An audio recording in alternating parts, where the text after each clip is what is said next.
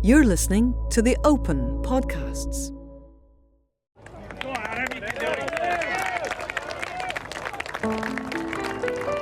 I just thought it was destiny. It was his to win or lose. Adam Scott has been the star performer so far. This is what I've been hoping to do ever since picking up a club and following Greg Norman as a kid. Every hole needs to be played the same, with the same amount of intent, the same amount of focus, and that's how you win major championships. Ernie Els to get within 4, and he's done it. Saturday night, Ernie said something rather strange. I got a funny feeling about tomorrow. I just knew that this roar was the biggest, loudest roar I've ever heard. It felt like a winning putt for some reason. Most important tee shot of his life. When does he ever have 4 bogeys on a spin? Never happens. That's the magic of the Open Championship. Ernie Els, what are you feeling right now? I was sitting there trying to not think about holding the claret jug every 5 minutes. Maybe I should have just let myself go there.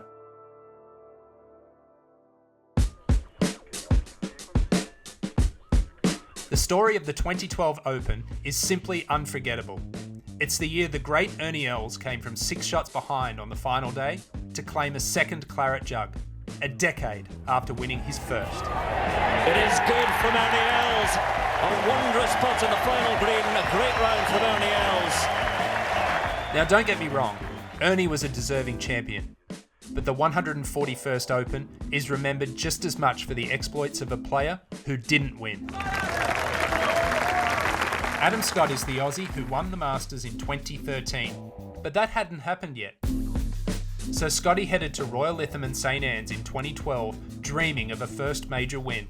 He's going towards the hole. Is he going to hole one at last? He did! He did! Huge putt for Adam Scott, and that, folks, might be that. But things didn't quite go to plan. I'm Ewan Porter, and together we're going to relive one of the Open's most gut-wrenching finishes. Even Ernie said sorry afterwards. Now let's go back to the start of Championship Week. Adam Scott has just celebrated his 32nd birthday and arrives at Royal Lytham in a determined mood. Off the back of the US Open, I played really well, except the first 7 holes of the tournament. I think I was 6 over. And I think I finished 6 over for the tournament and maybe finished about 10th. I just was really annoyed, and I went on this practice regime for the next 3 weeks where I hit probably 2 bags of golf balls every day for at least 2 weeks. It was just relentless, and I was just like, I'm just going to work myself into a place where it can't go wrong. Scott had a great team around him too. His caddy that week was almost as famous as him. Alongside Stevie Williams, and I wonder just how important that might be to have a man who's been there and done it alongside someone else so many times. Oh, tremendous advantage. He's excellent caddy. Steve Williams had worked for the great Tiger Woods for 13 scintillating years, right up until he and Tiger parted ways the year before. The Kiwi then joined forces with Scott and was expecting big results. I actually would put that down as one of the most enjoyable experiences I had to caddy for Adam. I was very familiar with his game prior to caddying for him and always wondered why he didn't play better in major championships. You know, he obviously had the capability of winning tournaments, but had a very poor record in majors. So when the opportunity came to caddy for Adam, I saw that as a real challenge to see if there was something we could do about it. Every time he spoke, he was precise, clear, and confident when he spoke to me. And even if we disagreed, at the end of the day, it was my decision whether I went with it or not. But he was so calculated, and he had his routines and his own program so much that he delivered everything he said with confidence. And that ultimately gave me confidence. And it was kind of the last bit of self-belief I needed in the big puzzle of trying to play great and win the biggest tournaments in the world. Despite being on the other side of the globe, we Aussies have always had a strong connection with the Open Championship. Quite frankly, we love it. Melbourne's Peter Thompson won it 5 times in the 50s and 60s. What a thrill to win at last. Peter Thompson of Australia was joined by his wife the moment after he'd won. Kel Nagle claimed his only major when he triumphed at St Andrews in 1960. Rather a dark horse, the 39-year-old Australian had every reason to be proud of his success. That rain was enough to put anyone off.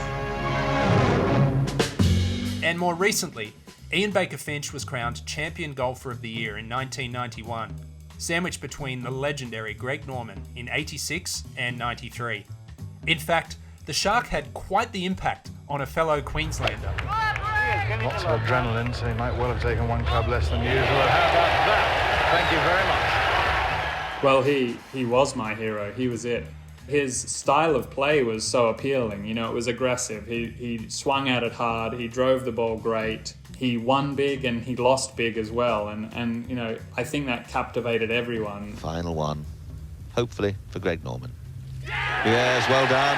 He's done it at last. Greg Norman, the champion for 1986.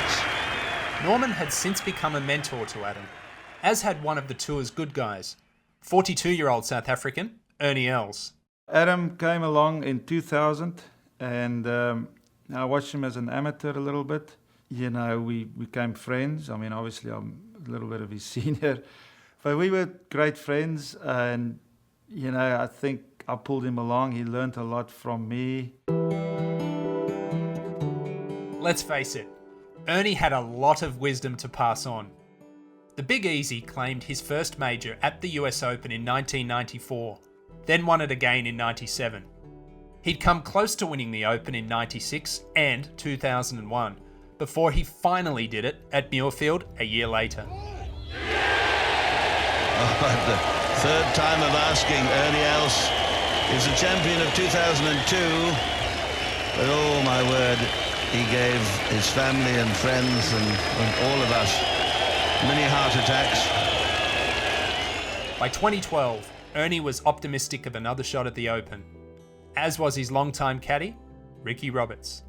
2-3 weeks before, I thought, I'm going to take a drive over and I'm going to go have a look at the golf course. Anyway, I was driving back that evening about 8, 9 o'clock, and he called me. And he said, what do you think? I said, well, to be honest with you, I just think if you just play your game, they will not beat you on this golf course.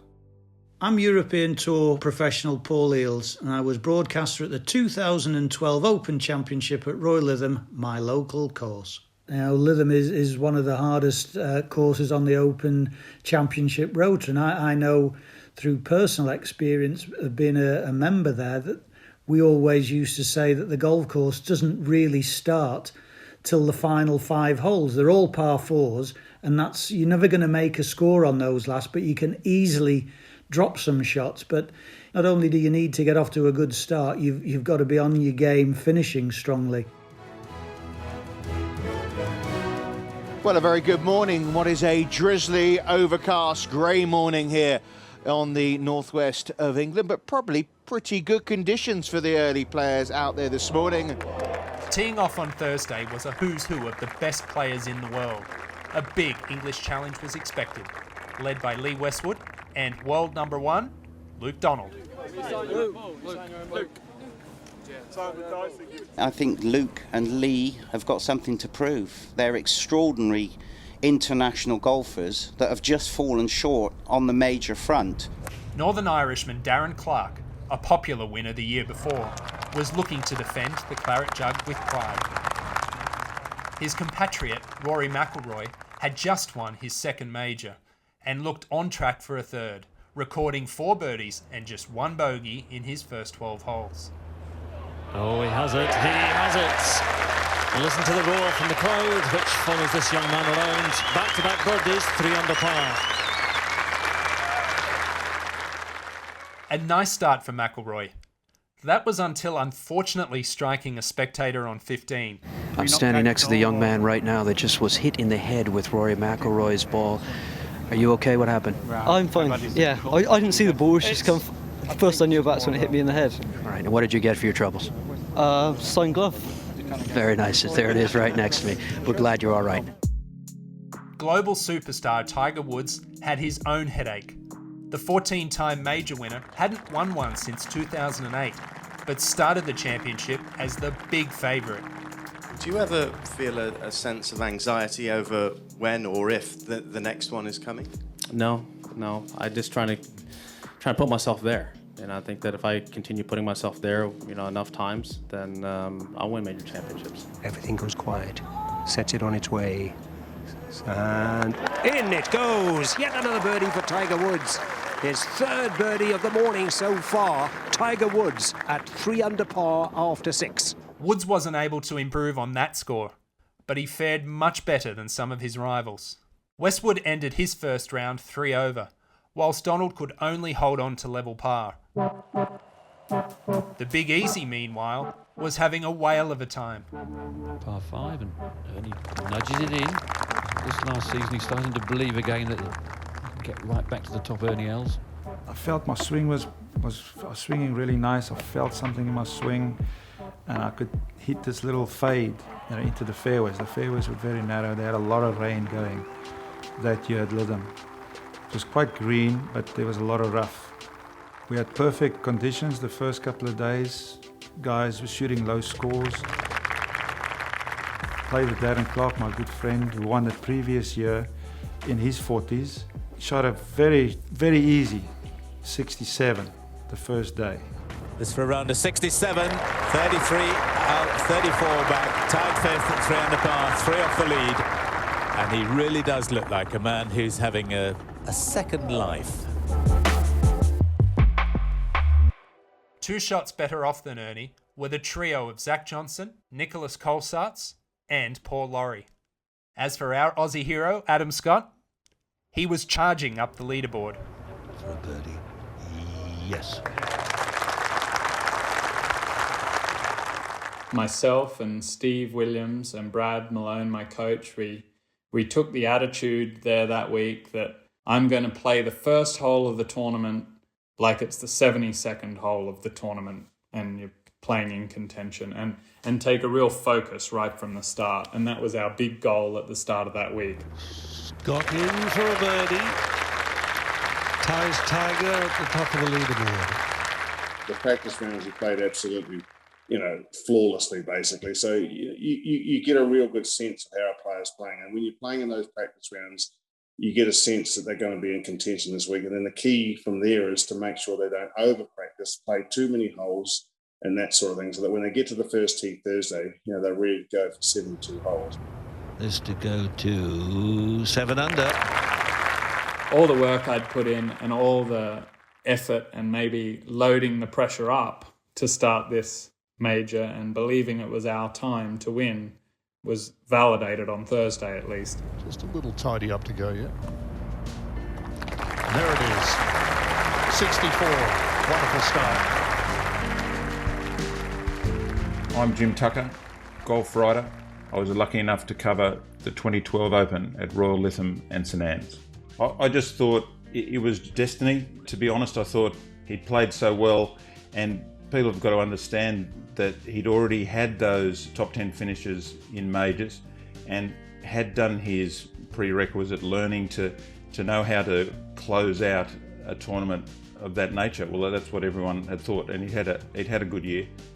As we know, Adams swapped and changed between the long putter and the short putter, and this particular week he had the long putter out and it was working like a magic wand. It really was. I think he was, that first round of 64 could have been a lot lower than that. Not only did he play well, he obviously rolled the putts in.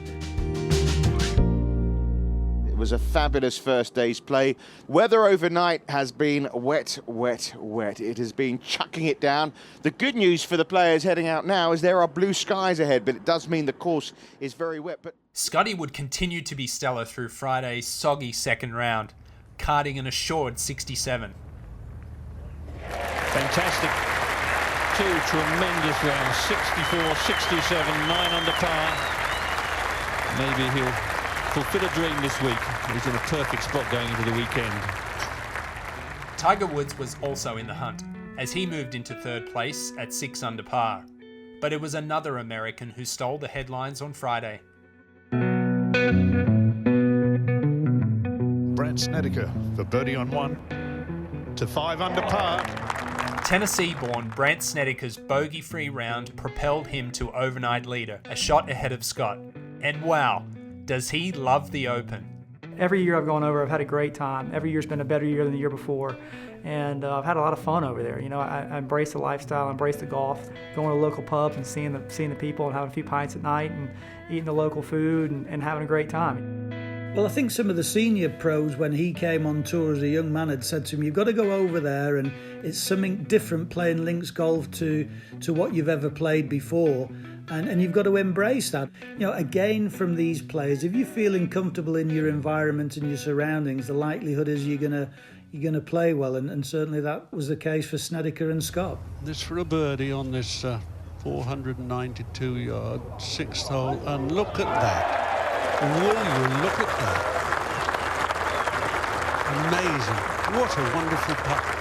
Great birdie there on probably the hardest par 4 on this golf course. You know, the real tough read, just trying to get it close. If I got within 3 feet, I was happy. And I hit one of those putts. And when you're putting good, you know, those long ones always seem to kind of find their way on the right line. And the minute I hit it, I said, that felt pretty good. And then about 5 feet from the hole, I think I started walking. Because I knew it was right in the middle of the hole. And that's one of those ones you feel like you're stealing a shot and a half on the field. This for a 10 under par total. Beautifully done. Yes. Confident. 2 great rounds of golf. 66, 64, 130 blows equals the Open record for the 36 holes. He's spread eagle the field. Look at that for a card. You know, what's funny is I didn't think I was doing anything that special. You know, I just thought I was just playing the golf course with the way I thought it could be played. And I realized, you know, looking back on it, that I played 36 holes pretty flawlessly. You know, not to make a bogey over that course of a period of time is pretty unbelievable in a major, but a pretty neat moment to see your name on the top of that leaderboard. You know, obviously you won after 72 holes, but after 36 holes was still pretty special. Ernie to finish with a flourish. Could do with knocking this in. There's a bunch of guys at 4 under. He could join them at 3 under. Ernie Els from 12 feet. Just on a good angle, this is. It hits a good putt. Oh, well done, Ernie. He's finished with a birdie, puts him to 3 under par. The hat comes off. There's a huge smile on his face. So Ernie goes round in level par today, a score of 70. I mean, he played pretty solid. He just didn't make any putts, you know. And, you know, there were a couple other guys, and Scotty was playing well, and so on and so forth. And sort of going into Saturday, he sort of had this sort of sinking feeling, thinking, well, if we don't make a score, yeah, it's going to be the same old story, you know, second, third. In 1996, when I finished second to Tom Lehman, you know, I kind of blew it there. And I found myself in the exact same room that we had in 1996. I'd go down for breakfast in the mornings, Tom Watson sitting here, Tony Jacklin sitting over there. So I'm thinking, this is good karma. You know, all these guys are Open Champion winners. Tony Jacklin winning in 69. I was born in 69. I was putting these things together at night when I'm sitting watching BBC. But need Ricky Roberts and Ernie have worried? Perhaps this moment on Friday was an early sign that 2012 might just belong to a veteran after all. Now, Tom Watson, come on, 30 feet.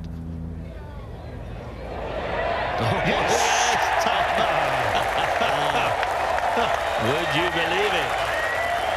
That's what's so wonderfully eccentric about this game. Tom's in for the weekend. Good morning and welcome to the most glorious day up on the northwest coast of England. Royal Lytham and St Anne's bathed in sunshine for the 3rd round of the 141st Open Championship. After some brilliant low scoring on the first 2 days, mistakes started to creep in at the front of the field. Overnight leader Snedeker recorded his first bogey of the week on the 5th. Then 5 more followed. Now Snedeker got a bit of a break here. His tee shot was in the rough down the left. He hacked away at his second. It kicked in off a post. That sounded a little bit heavy. That sounded dreadful. Oh, poor man has just lost his concentration.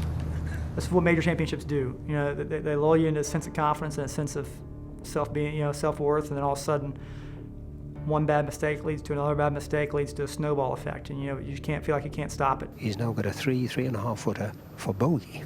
Forward it goes, in it goes, but it's a dropped shot, and back to 5 under par. 5 shots dropped by Brandt Snedeker today. you're going to have a stretch of 9 holes where you just don't play good. I don't care what anybody says. And of course, 72 holes, even if you play flawlessly, you're going to have 9 holes where it just doesn't go right. And I was fully expecting that and prepared for it. I was not under any illusion that I was going to play 72 holes of perfect golf around there, because it just ain't going to happen. Perfection did seem in the grasp of his playing partner, though. Adam Scott made the turn having picked up 2 birdies, and a stunning save on 10 put him firmly in the driving seat. Scotty, after a poor tee shot, just get this back in play. There are these moments, of course, in every tournament, and they're not always at the end of the tournament when it's most critical, but even when you're on top of your game like I felt I was, it is hard to stay out of trouble for 72 holes. Adam has to be very careful. It is so fast just beyond the hole. Looks quite good. I think it might be his week, let alone his day. The 2010 US Open champion, Graeme McDowell, also started drawing attention.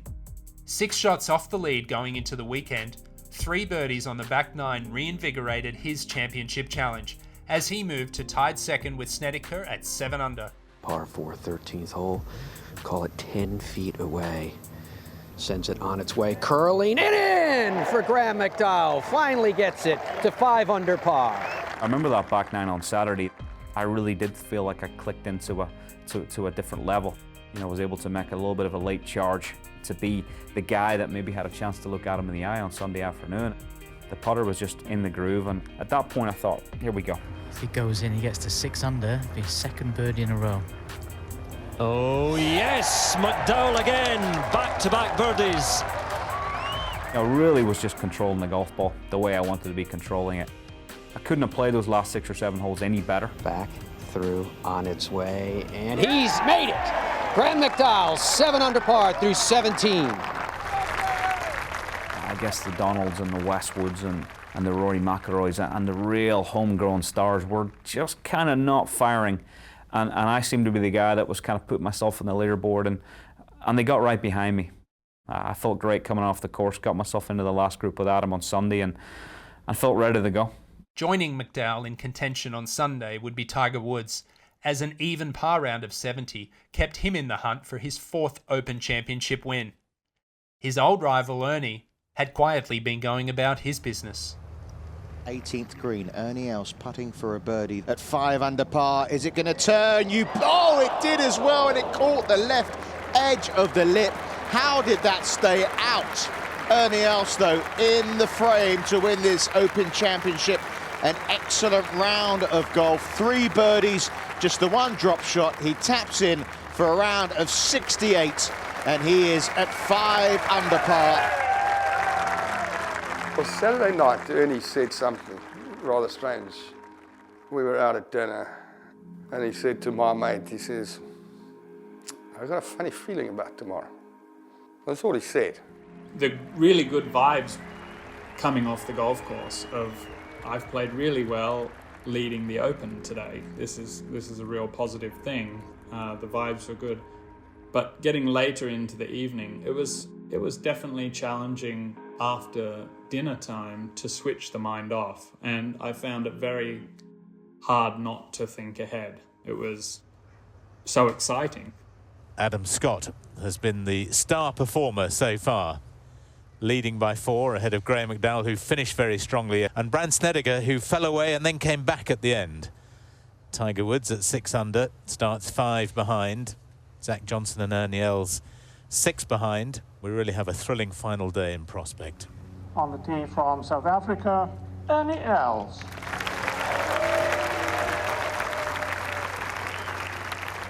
Stevie was just in my mind for some reason, and you know, that especially that final round. You know, that final round, I was not really in the mix, but I felt I was, because I knew how tough it was going to be for Adam and all these first-time so-to-be winners of a major championship, how much anxiety goes in there, you know.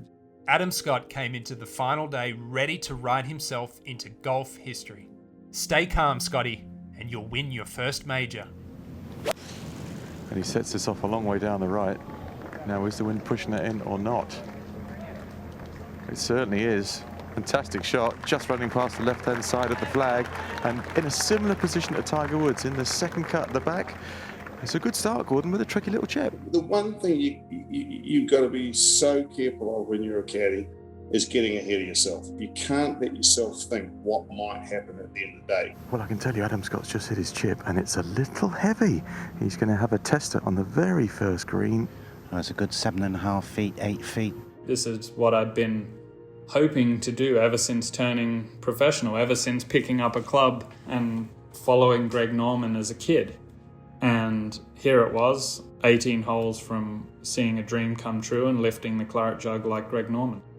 He'd grown up on Greg Norman. He'd cried when Greg Norman couldn't close out the Masters in '96. He had been someone who had followed in the Sharks' footsteps from Queensland, from Australia, and gone on to great deeds around the world. And he was finding it just as hard to close out a major as the Shark. Par putt on its way for Adam Scott, and he has missed on the left. There's a change at hole number 1. He has missed it on the left. Bogey 4. That'll settle you down, won't it, Gordon? Not. That is a nervy pitch and putt there for Adam Scott. A very good tee shot on, but unfortunately, he makes bogey on the first. He goes to 10 under. A less than ideal start for the Queenslander then, especially after his playing partner McDowell piled on the pressure on the same hole. Yes, G-Mac, you can hear the applause. Has just holed his par putt at the first, so he nicks one back off Adam Scott. Oh, this is going to be a marvellous final round. All of a sudden I'm thinking, you know, I've got this putt just to start turning the screw a little bit here. And it was nice, you know, making that putt and walking off to the second tee box thinking, great, you know, this is exactly what I wanted. This is the start I needed. Scott's lead was suddenly down to just 2 shots, but his response was emphatic. 203 yards to the flag, Adam Scott. Big high swing. And he strikes this forward towards the right edge of the green. It is drawing, it's turning onto the flag. Wonderful line. Needs to run up the green, it's doing so. This is a tremendous golf shot. How close is it going to be? The answer is pretty close. What a reply. Well, it was just a class shot. It was almost a soft cut into the wind, and then he just let the wind drop it down, pitched in the perfect place. That's just about the best shot I've seen in this Open Championship. It's going to be a hard-fought day, and that's what it felt like as that round went on, you know, and a birdie was hard to come by, as you would have seen looking at the scorecard after that second hole. As he settles over the long putt, last look. It's a pendulum action. It swings back, it swings through, and he holds it. What a 3 that is for Adam Scott. Back to level par for the day. Adam made the turn at 9 under, despite 3 confidence-testing bogeys in his first 6 holes. But he was still in control. After all, he'd been in control since day 1. McDowell, Snedeker and Tiger were within striking distance, but one by one, they'd come unstuck. Well, you certainly can't say this is dull. Down the step for Snedeker, 4-6. All of a sudden, Scotty's got a 4-shot lead again. Just like that. Double bogey there for Snedeker. You know, you got to make those on Sundays, and they're just tougher to make on Sundays. I hit a bad putt and missed it. And, you know, you go double there, it's just a killer. You can't, hard to come back from that. I'm not saying it's impossible, but anytime you double holes in majors, you're giving up way too many. Tiger Woods with this bogey putt from down on the front of the green. He actually had the pin held in because he clearly couldn't see the hole from where he is, but that's one drop shot. 6 really put me behind the 8 ball. Over it now, and he's missed it. He's missed it. It's going to be a triple, and it still isn't dead. He has to mark it and have another look. If I had anything to do over again, I'd hit the putts a little bit harder because it kept dying off at the front edge. Crowd can hardly believe it. Tiger Woods pops it in this time, but that is a 7, a triple bogey 7, and he goes to 3 under par from 6 under. Yeah, a lot of bunkers down the left. 275 yards to reach, 290 to get past them.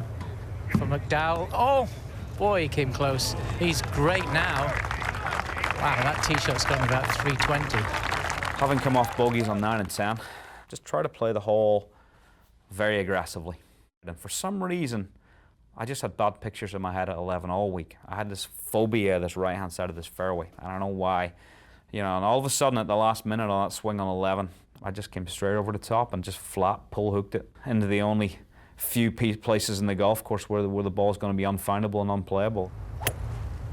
Oh my goodness, over the top. He's topped it. Wow. He's gone right towards those trees over on the left-hand side, over the shoulders of everybody that's in the crowd there. I think you're right. I think that could be goodbye to that golf ball. With McDowell's ball nestled comfortably amongst the bushes on 11, his chances of open glory were effectively over. As others faltered, there was one man in the field who just wouldn't go away. Now can Ernie, simple chip, plenty of room, just that little stab over a poor lie.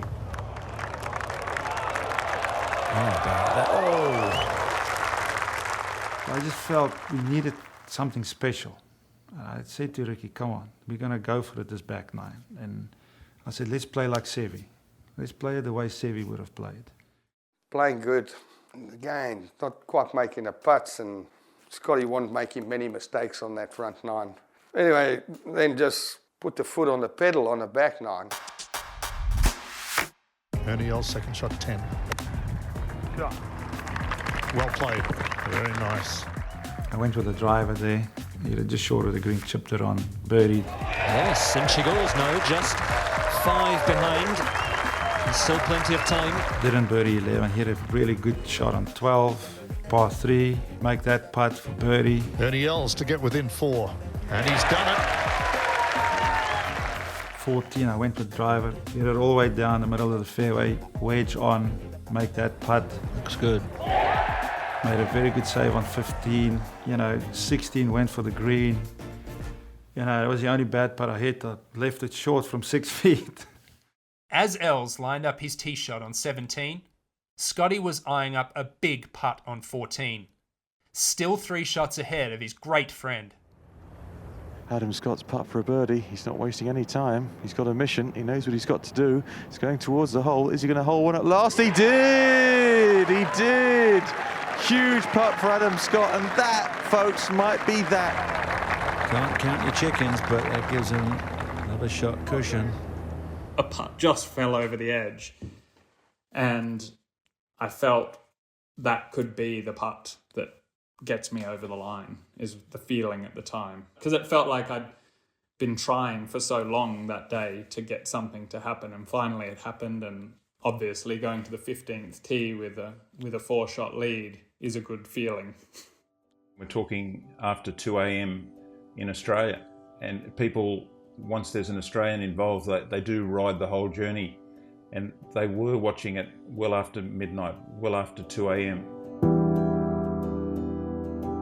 It was his to win or lose, and really that was everyone's tournament view. It was Adam Scott's tournament, and he just had to close it out those last 4 holes when he did have a 4-stroke lead. With 4 to play, Adam Scott was on the brink of capturing the claret jug. What followed seemed almost beyond comprehension, especially for Aussies like me, up and watching through bleary eyes in the middle of the night. As a caddy, I always had this scenario that I did was, how would you play the last 3 holes if you're comfortably ahead? I stuck with what I thought that I thought about, and that was obviously with that kind of lead was to play conservatively. Well, it was interesting because he'd hit a wonderful drive down 15 and just pulled a long iron into a greenside bunker. He didn't play the best of bunker shots, and then the long putter that he'd been wheeled in so well wasn't a great putt, missed there, so made bogey. But as you walk to the 16th tee at Royal Lytham and St Anne's, as you come off the 17th, you walk past that tee to get to the 18th. And Ernie Els, who was walking to the 18th tee, had seen Adam make bogey at that time. Final hole for Ernie Els, and the big stick is out. Absolutely no worse than a par required. Is it coming back? Beauty from Els. I mean, can you write the script any better? I mean, You know, all the people down there, I'm starting to feel the people's energy. I mean, the whole back nine, when I started making birdies, they were just giving me so much support.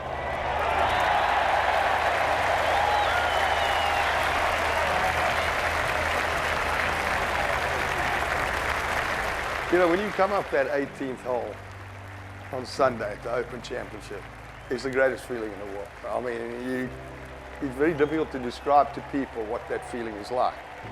I can only surmise that it's like being at an FA Cup final or a World Cup final or a Rugby World Cup final or a Cricket World Cup or something like that, you know. It is the most awesome feeling on the planet. Playing with Zach Johnson, and I remember his caddy came to me on 18, and his caddy's hair was standing up like this. And he said, you know, you're going to win this thing. I said, well, I don't know what's going to happen, but I'm going to, you know, we're going to make birdie on 18. When I hit this putt and it had all that speed, took out all the break that ever was there, and it hit the back of the cup. It is good from Ernie Els. He still has a chance. A wondrous putt in the final green. A great round from Ernie Els. And it may not be his final shot today. Golf is all about, a lot of times about feelings, and it felt like a winning putt for some reason. I mean, I know Adam still had 3-4 holes to go, but I just knew that this roar was the biggest, loudest roar I've ever heard for myself. And he's going to hear that because he's just coming around that loop. So he's going to have a lot of pressure. So it was one of the most special moments of my career, being on that green with the people just going nuts, and you know, with Ricci there, and a lot of special feelings there on that green.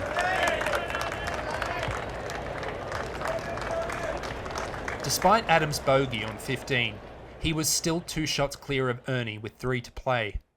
If he parred the 16th, he'd have one hand on the most coveted prize in golf. Okay, Scotty, big putt.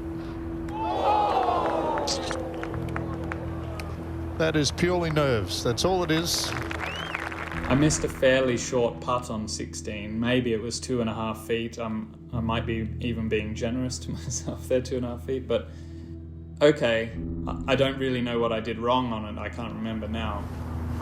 So on the 17th, he took 6-iron and it rode the wind left far more than he thought it would, and went wide, bounced into some tricky rough to the left of the green. And Graeme McDowell said it well. He said, look, he had half of England to the right of the pin and he missed it left. I was shocked that I pulled it like that, with the whole world out to the right, and I'm in the long grass down to the left of the green, the only place you can't be, and of course didn't give myself a very good look at par and missed.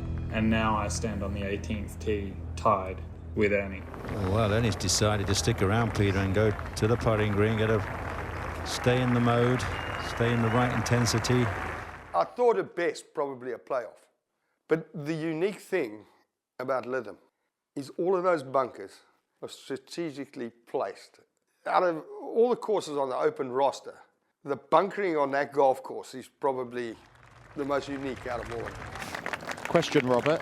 Yeah. If you're Adam Scott, do you think birdie to win, par for playoff? Would you be aggressive, or do you, given what's happened over the last 10 minutes, play it safe? You don't think any of those things. You think get it in the fairway. It's your only thought. Get this shot in the fairway. As I was walking from the 17th green to the 18th tee, normally, you know, he's going to ask me what club do you think? And the only club in my mind that it wasn't was a 3-wood. It was either a 2-iron or a driver.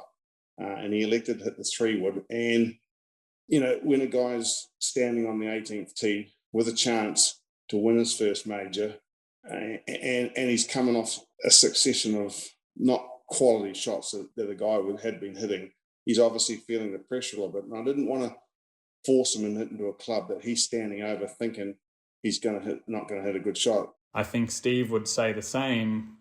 You know, the error was made on the tee between us. It was probably the only time we just weren't in sync. And I watched Graeme McDowell hit a 3-wood off the tee, and he kind of fanned it out to the right in a very wide open spot.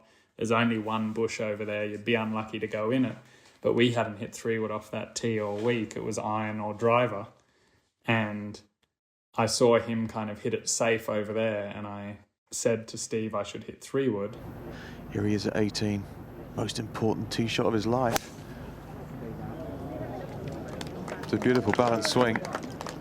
Hopefully it's all right for him. Let's see where this lands and pitches, and that is too far left, and I think that is bunkered. It is. It's bunkered. It's bunkered, and it's close to the face. He can't reach the green in 2. Ernie Els, what are you feeling right now? What was that from Adam Scott? I mean, my good friend Johan Rupert was on the phone. He was giving me live commentary on some of the holes, especially 18, you know. Remember him telling me, you know, he drove it in the bunker, and I thought, oof. Now back to Adam Scott, who must simply get this out. And he does, Gordon. Yeah, as we said, that's all he could do. He's just about come out sideways, and that's going to leave him approximately 140 into the target. There weren't really many options. My option was to hit it out where I did, but I actually had to get really focused to hit that shot, because I had to hit it over the next bunker as well to get it then on the fairway, so I didn't afford to misstrike that shot, even though it's a fairly straightforward shot, but certainly didn't want to compound that error. Deathly hush on both sides of these colossal stands at the 18th, waiting to see if there's yet more drama. Let's watch this one in flight. He's twiddled the club, he's watching it. And this one is spectacular. Brilliant shot from Adam Scott. You know this isn't over. If he makes a 4 here, he's a real man. That's what he is. He's a real man, because he has collapsed over the previous half an hour or so. That is a genius shot, and I would say no more than 8 feet for the tie.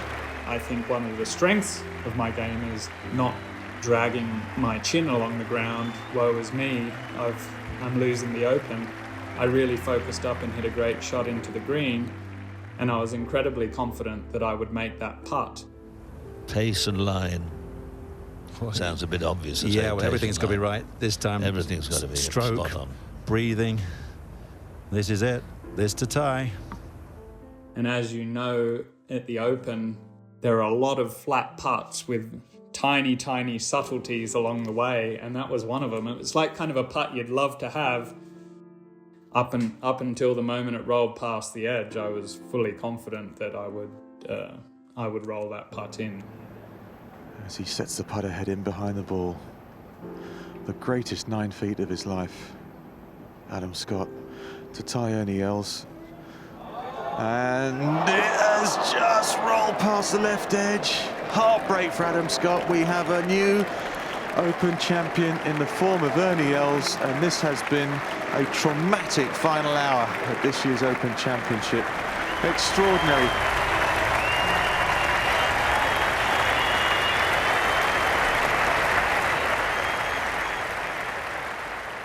I felt kind of numb. I didn't really know what to feel.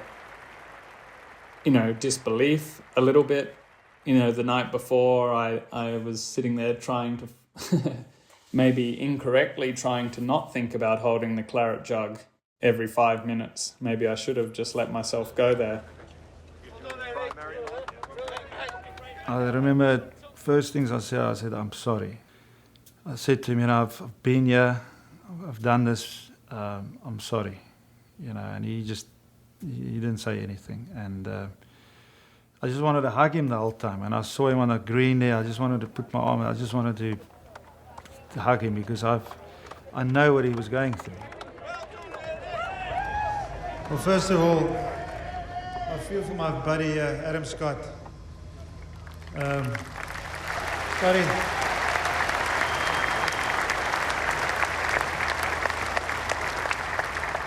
Scotty, you're a great player, great friend of mine. We've had some great battles in the past. I feel very fortunate, and you're going to win many of these. You've got too much talent.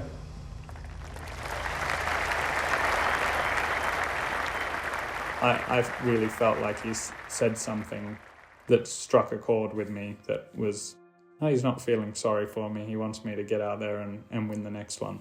The very first thing that Adam said when we got in the car, Steve, you were absolutely correct. It's got to be 72 holes, not 68. And you know what? There was not another word said that night about it. So he knew right there and then that what we were trying to accomplish, we were nearly there. And, you know, that's all we said. It was great. It couldn't have been any better. Adam Scott's defeat after 4 closing bogeys remains one of the most heartbreaking finales in Open history. While Scotty wouldn't quite go on to win the next major championship, he wouldn't have to wait long for his breakthrough. Less than a year after his Lytham collapse, he created history by becoming the first Australian to win the Masters. To let an opportunity slip like that was very difficult as a competitor and as had dreamt of winning the Open Championship my whole life. But I really felt like for the first time in my career, I'd taken my game to a level where I controlled the outcome of a major championship. It was all on me. The good play continued. I felt like my game was in a good spot, and obviously things started to fall into the right place at Augusta. To have that so freshly in his mind within 9 months to go to Augusta, to be in a dogfight on the final day and to win in a playoff for Australia, that's like winning the Tour de France for the first time with Cadell Evans. To be Adam Scott was just tremendous because he ticked every box as the sort of guy that Aussies wanted to win. Ernie Els played brilliant golf at Royal Lytham, and it's remarkable he never led the Open until the moment he won it. But by lifting the claret jug at the age of 42, he showed just about anything is possible, especially for his good buddy, Adam Scott. Even though I'm 41, I've tried to do a lot of the right things for my fitness and for my game to be relevant at this age. There's an unfinished business for me at the Open, and it's a tournament I am desperate to win. And while I remain healthy, I feel like it's a tournament. As long as I'm in it, I am going to give myself a good chance to win it again. And I hope I get to play it for many, many years to come. And not just 40-year-olds, but let's remember Tom Watson, who's one of the greatest players ever, but nearly won at 59.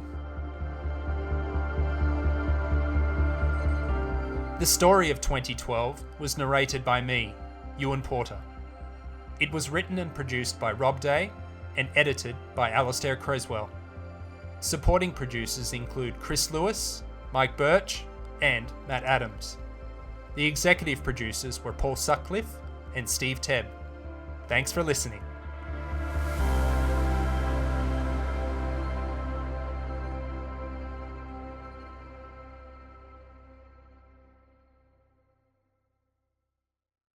This has been an original audio production from The Open.